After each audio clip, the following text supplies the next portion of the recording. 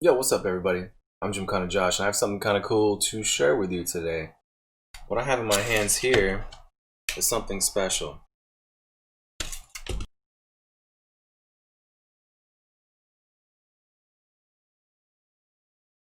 What you just saw was some brand spanking new state of Vermont license plates. You might be wondering, what's so special about Vermont license plates? Well, I'm gonna tell you. I'm actually living in Brooklyn, New York, not the state of Vermont, but I purchased a school bus in the state of New York, and now it's a motorhome. I'm going to break down for you kind of the process that I went through to get my bus registered as a motorhome. Super easy. All it is some paperwork and some money. That's it. Before we get started though, I want to shout out Skoolie.net, Skoolie.net, because that's actually where I found the instructions to do this the legal and easy way. So if you don't understand from me exactly how to do this, go over to Skoolie.net and check out the Vermont registration how-to, and it'll break everything down for you step by step. You'll even see my post up there about how I did it. So like I said, stick around. I'm going to explain what I went through to get my bus registered, and hopefully it'll help you out get whatever you need registered in the state of Vermont.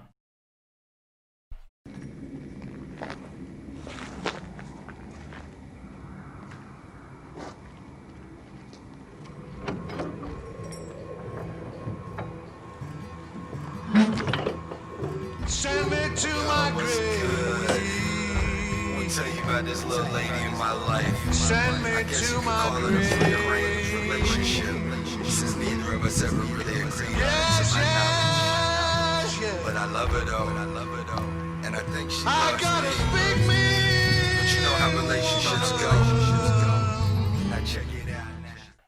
If you're looking to register actually any vehicle, not just buses, but any vehicle that you might have issues with getting a title for, or I'm not sure all the ins and the outs of different situations that this registration process could benefit, but I've definitely heard of people being gifted vehicles like motorcycles, cars, things of that nature, and they didn't have titles to begin with. So with just a bill of sale or some sort of a history or proof that they own that vehicle without a title, the state of Vermont will honor that and end up registering your vehicle and getting you a new title. So this could help out other people besides people trying to, turn their bus into a motorhome. So the first thing for me was I had to find and purchase a bus. And I looked around on the internet for months and months and months. Facebook Marketplace, Craigslist, OfferUp, RVTrader.com, just basically anywhere I could find RVs and buses, school buses and shuttle buses that were affordable. And I kept seeing all these ads on Facebook actually for Don Brown bus sales. And I'll put a link down in the description for the website, the dealership. They're actually located in somewhat northern New York, about 4 hours from where I'm at. But I looked at their inventory online, and like everything in their inventory looked absolutely stellar. Like, they didn't put prices up for everything, but even the prices that they listed were super reasonable for low mileage, low rust, just somewhat new buses, school buses, shuttle buses, and event buses. I think they're called, like basically like party buses and stuff like that. But I was focusing mainly on the school buses because I've heard school buses are just built better and they're a little bit easier to work with. I know shuttle buses, for example, the floor on a shuttle bus isn't metal. I can't confirm or deny that every shuttle bus is built this way, but I heard that the floor on a shuttle bus is actually wood, and that doesn't sound too appealing to me. So that was another reason why I was specifically looking for a school bus. I found Don Brown bus sales and went up there to. I went back and forth with this guy named Steve Van Heusen. He's one of the dealers up there at Don Brown, and he was super cool about the whole process. He broke down a handful of different buses in my price range for the features that I was looking for. And finally, I decided it was time to go up north and check out the dealership and just see what else they had in addition to the ones that he was basically presenting to me. Once I got there, again, Steve was super cool. He kind of dropped what he was doing at the time and just took me out in the yard, walked around, showed me 3 or 4 different buses right off the bat that I had seen online previously. And finally, I decided on a 2010 Chevy 3500 with the 6-liter gasoline engine. It was a 6-window bus. I forgot exactly how long it is, but it's got the wheelchair lift in back. So that just screams motorcycle lift to me. I plan on using the bus to haul my bikes to the track instead of my trailer that I'm using right now. It's just kind of a pain loading everything in a trailer, hooking it to my soccer mom van, and then rolling out to the track, camping in my van. So now I got a short bus to load up the bikes and then just head out. And I plan on building the bus, doing a lot of stuff to it to make it more comfortable, but I think the school bus is a much better platform to start with and format to live in for a weekend. But yeah, so I decided on a particular bus, the one I was telling you about. Had low miles on it, not a whole lot of rust on the undercarriage, and I paid for it in full that day, which I'm not a baller. I'm not, super rich, wealthy, well off or whatever, but I've been saving my pennies for a little bit and went ahead and just paid for the bus right there and then. I got a receipt. I got a bill of sale. I got basically just like the basic paperwork that I needed, but the title was not there at the time, so I had to wait. I think it was about a week before the title would actually arrive at Don Brown from the wholesaler where they got the bus, which wasn't a big problem for me because I still needed to figure out the registration issue and the insurance issue and how to pick up the bus or have the bus delivered to me down here in Brooklyn. So I'm still working on that right now, by the way. So finally, they got the title, they got other paperwork together at Don Brown, they mailed that to me. I took all that paperwork, and this is the point where you need to start interacting with the state of Vermont. This is what you're going to have to do. In order to start the registration process with the state of Vermont, you're going to need to fill out the VD 119 form. It's basically the registration or registration change application.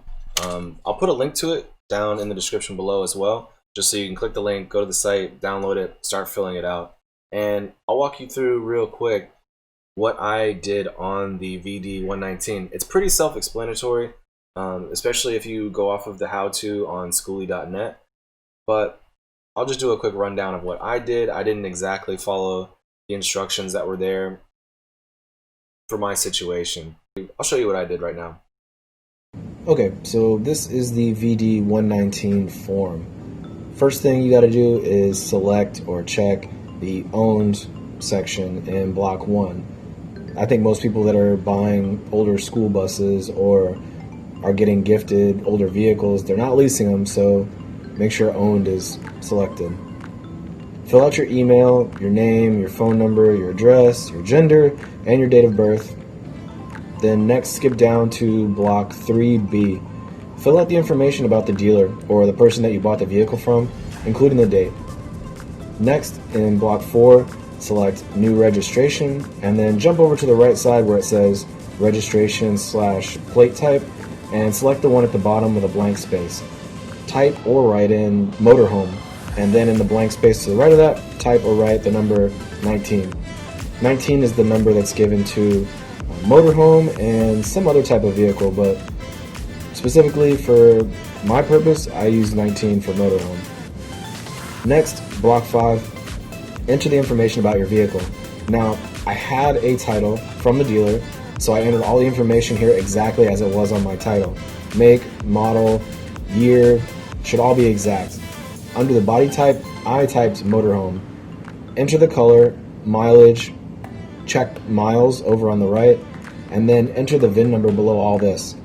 To the right, type or write the number of cylinders of the engine, check used, and the type of fuel the engine requires needs to be checked as well. Backing up a little bit, if you notice I said under body type I selected motorhome, or I typed motorhome. This is what I need to register my bus as, so that's why I put motorhome in that blank.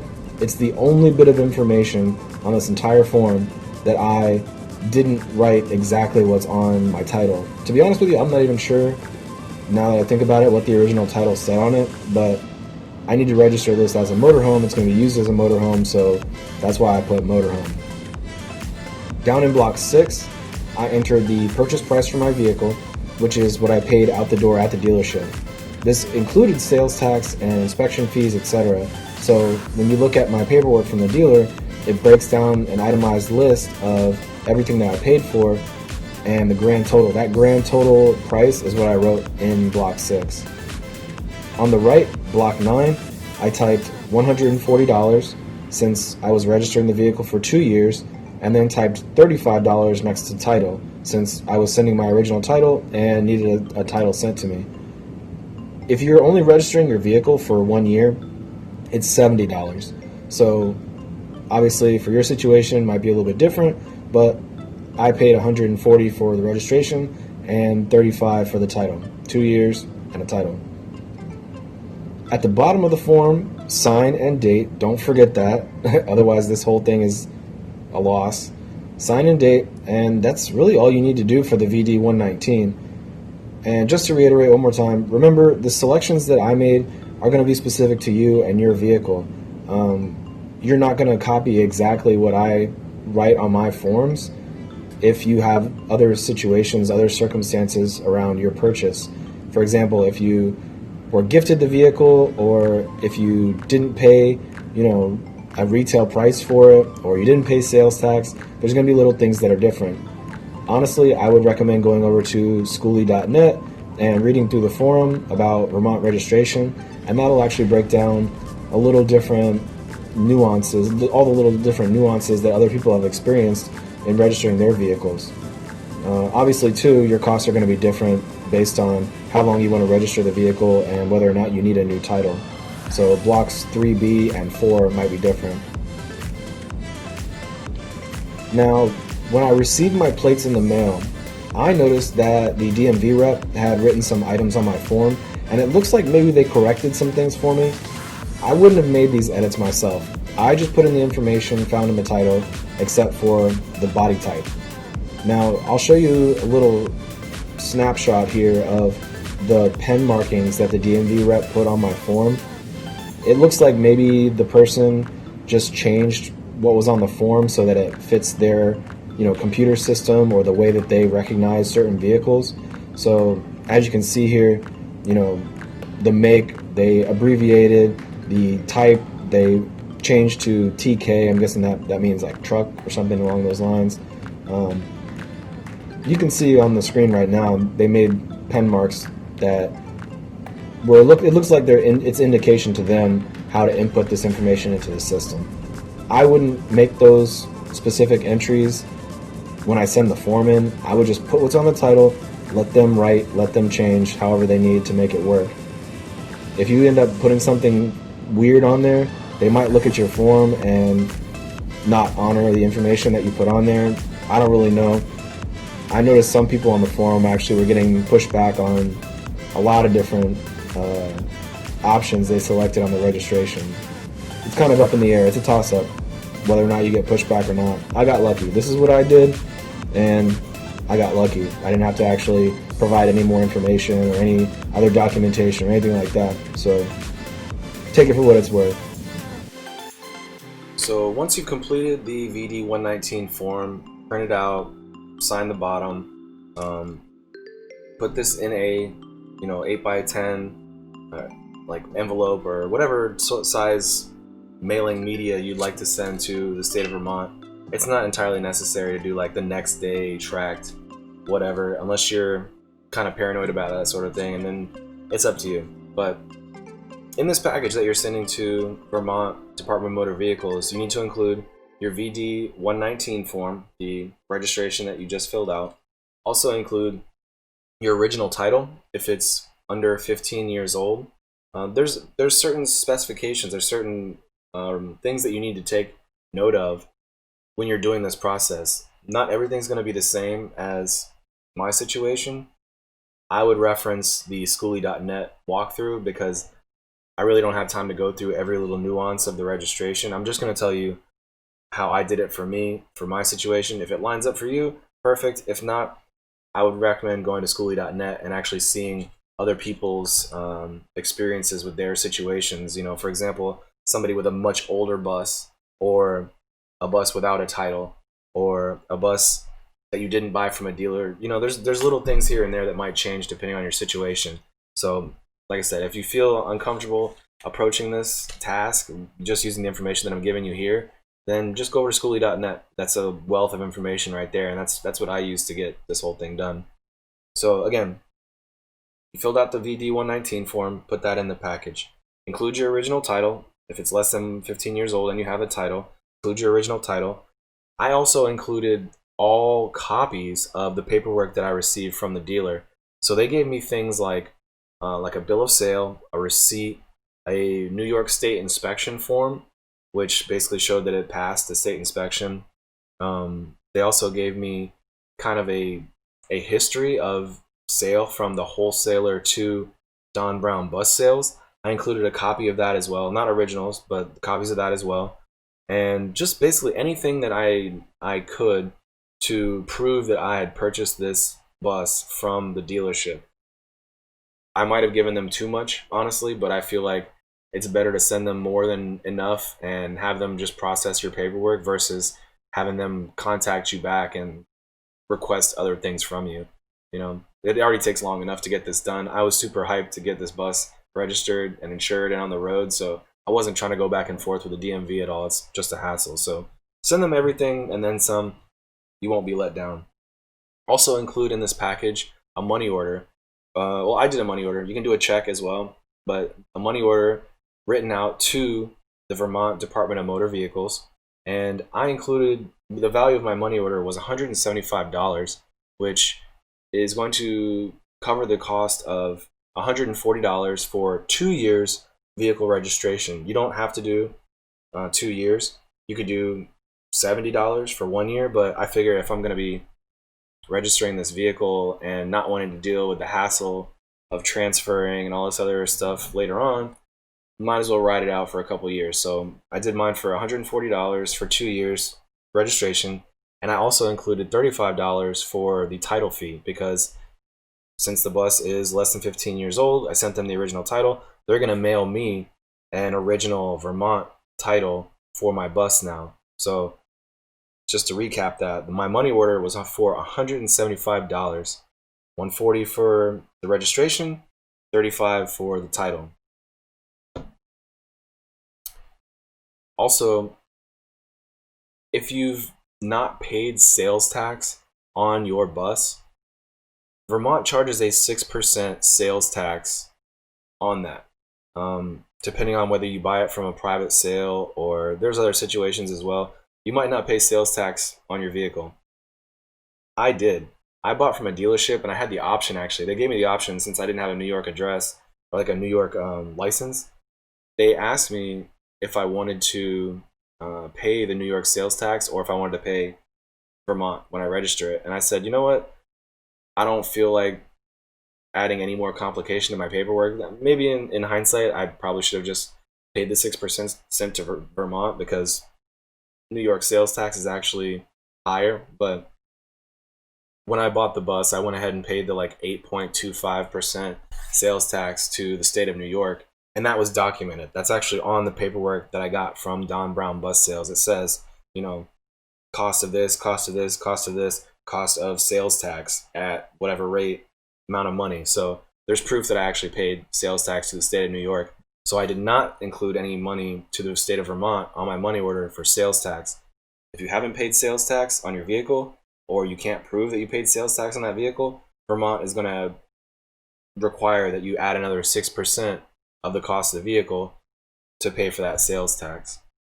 And the last thing that I included in my package, which not everybody recommends you do, though I would highly recommend you do, is include a letter. a typed, polite, direct, clear letter stating exactly what is going on. Not, let me rephrase that, stating exactly what you want to happen with your paperwork and with your money. Basically, what I did was I wrote a letter that stated, I purchased this vehicle from a dealership in New York. I would like to register it for 2 years. Included in this package is my registration, my dealer paperwork, my money order, which covers the cost of 2-year registration and title fee. And basically what you're doing with this letter is just outlining for the person receiving your package directly what you want to happen. There should be no question of like, oh, well, what are they doing with this money order? Are they trying to do 2-year registration, but they accidentally pay me more? You know, there's no question about it. You have it in writing, sign it at the bottom. This is what I want to happen. Another recommendation I'll make about this letter, though, is that you don't need to tell your life story in the letter. I've seen people ask questions on the forum about, oh, well, if I tell the DMV that I'm converting my bus into a motorhome, what are they going to do about this and that? Honestly, folks, just tell them in the letter what you want to happen. Don't explain that you just purchased a bus and that you are converting it into a motorhome. That's not really necessary. They don't need to know all that information. They're just there to process the paperwork and give you your title and your registration. Don't give them the entire life story about what you're doing and how you're doing it and how long it's going to take and how much it's going to cost and all this other stuff. Just give them the facts. That's it. And I promise you'll be okay. So once you finish that, put everything in the package, nail that out to the Vermont Department of Motor Vehicles, and patiently, as difficult as it is, patiently wait to get your plates in the mail. I sent my information out, we'll just say November 6th, I believe it was. I mailed it out. I actually got it to the post office, to Vermont DMV, and my plates arrived at my house on December 7th, I'm sorry. So it was about a month, 4 weeks, a month and a day, however you want to look at it. But that's kind of what I've been getting from people on the forums. What I've been seeing is that it takes about 3 to 4 weeks to get their stuff in the mail. The process isn't over at that point, however. You've got your plates in the mail, let's say. There's still validation stickers, or a validation sticker that is required to be put on the rear license plate. That's coming to you as well. It's going to be arriving, from what I've heard, 2 weeks later. I don't even have that yet. So I'm still waiting on my sticker to arrive. And it's December 16th, the day is I'm recording this video. So November 6th, mailed out my package. December 7th, I got my plates in the mail. And now it's about 10 days later, not even quite 2 weeks, and I still haven't gotten my sticker yet. But judging by what people have been telling me, I still got a handful of days to wait before it'll arrive. So that's the next part of the process. Then, obviously, since I don't have these plates on the bus right now, and I don't have insurance on the bus, and I don't have the validation sticker on the bus is actually still sitting at the dealership. I haven't gone to pick it up, and I haven't arranged to have it shipped to me, which is an option. Don Brown Bus Sales will ship nationwide, worldwide, actually. They participate a lot in shipping vehicles overseas. But they have really affordable prices to ship a vehicle wherever you're at in the U.S. And I think that's what I'm going to do, honestly, versus me traveling all the way back to upstate, getting the bus, driving it back down, paying the tolls, paying the gas. It's probably going to end up being around the same price anyway. So I'm just going to pay them the bill and have them bring it to me in Brooklyn. But that's the next part of the process. Like I said, I do not have insurance on the bus yet, so I do need to take care of that before I'm able to drive it and will legally drive it. So that's another whole issue, part of the process. I plan on sharing my experience with that in the future once I cross that bridge. Depending on the type of companies, the different locations that you're in, insurance might be different costs for you guys. It might be harder to even find somebody to cover you than it would be for me or somebody else. But it's still kind of an odd situation for people to be converting buses and registering them and insuring them. So insurance companies don't really know how to approach this whole thing. One person will say it's no problem, it's easy, they register it, they insure it, and they're good. And other people are having pushback from certain insurance companies saying, like, we don't register conversions, we don't register this and that, and they get dropped from policies. It's a big hassle. So I'm gonna try and share with you my experience, if I have good, bad, or whatever in the future. As far as the Vermont registration is concerned, that's everything right there that I've laid out for you. I hope if you're in the process of trying to get a title or registration for a motorcycle, a bus, an antique vehicle, any sort of situation that you're in, I hope my information could be helpful to you. I promise if you are getting a newer bus and trying to register with the state of Vermont, you shouldn't have any issues if you just follow my advice. Again, I recommend if you have any special circumstances that isn't exactly aligned with how my situation looked, then I would recommend going over to Skoolie.net and just reading through the forum. I read, out of like 85 pages, I read probably 73 of those pages all the way through, just so I could see every little nuance. I could read everybody's responses. I could see the progression of like how the DMV responded to all these situations, which also, I'll tell you, even the Vermont DMV didn't take everybody's paperwork and process it the same way. Some people had pushback on, putting a certain color on their form if they left it yellow, or if they changed the color. As I told you in my paperwork, I left everything the same as what was on my title. I figured if I did that, nobody would look at my paperwork and say, what is this guy doing? Why is he like changing all this stuff? Is he trying to pull a fast one? Is he trying to like do something shady? Or did he make mistakes? And do I need to check every little, every I and every T to make sure it's right? I just put exactly what's on the title, so there's no question. I don't look shady or anything like that. And I actually just got lucky. I had the person at the DMV, make corrections and make marks on my BD 119 form, I guess, which is more aligned with, the codes or what they recognize in their systems. I'm not really sure, but I would recommend just doing exactly what's on your title. And some people did that and they still ran into issues. So there's really no set in stone way to go about this and not have any problems. You just do the best you can and cross your fingers, and if you have a good experience, make a video about it and post it on YouTube. But that's all I got for now, folks. The Vermont vehicle registration for me was actually pretty straightforward. It's pretty simple. There's nothing illegal about it. There's nothing crazy about it. There's nothing... I was worried, but it seemed to work out properly just by reading the fine print and filling out the paperwork how you should. You won't have any problems. Stay tuned. Come back to my channel, subscribe, hit the like button, hit the little bell notification icon so you get notified when I post some more content. I actually go live every Tuesday at 8 p.m. Eastern Standard Time. I have a motorcycle show called Beyond the Apex. Me and my co-host Butter, we talk motorcycle everything and then some. We usually bring guests on and talk about whatever's going on in the motorcycle community, bike life, stocks, just everything. We talk about everything for the most part, centered around motorcycles. But yeah, come back and check me out. I will be posting more content on the bus. I need to build it out. I need to paint it and do a lot of different things to it. So if you're interested in that sort of content, I'll be here. And as I always say, leave this world better than you found it. Peace.